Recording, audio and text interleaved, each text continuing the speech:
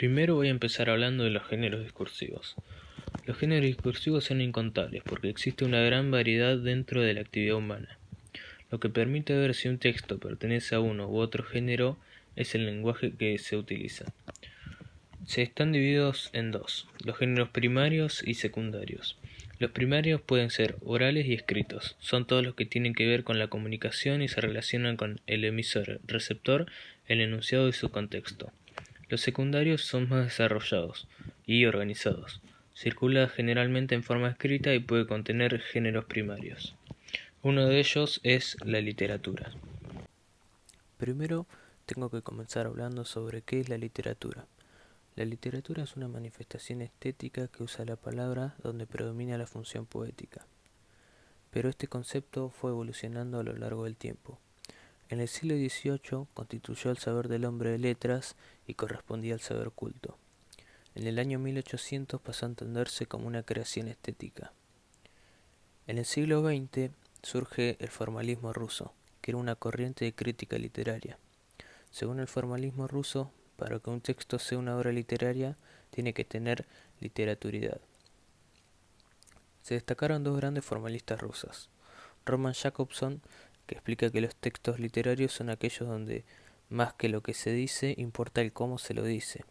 Y también Víctor Shklovsky, que distingue dos tipos de lenguaje, el ordinario y el literario.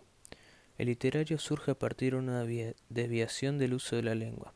A este proceso lo llamó extrañamiento, y provoca en el receptor una desautomatización de su percepción.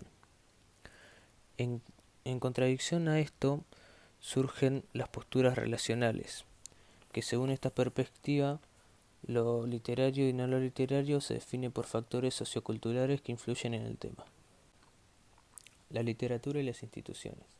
Cada sociedad y cada época establecen sus pautas para determinar cuáles son las obras con valor literario. El conjunto de estas normas se llama canon literario, que funciona como una regla que permite decidir qué textos formarán parte de la literatura y cuáles no. Las instituciones son las que dan las normas y establecen los valores. Las que cumplen ese rol en la literatura son la crítica literaria, que juzga y determina el valor de la obra, las escuelas y universidades, que son las que difunden o no las obras según la valorización que hagan de las mismas, y el mercado, que incluye todo el aspecto comercial del libro. La literatura cuenta con tres tipos de géneros literarios.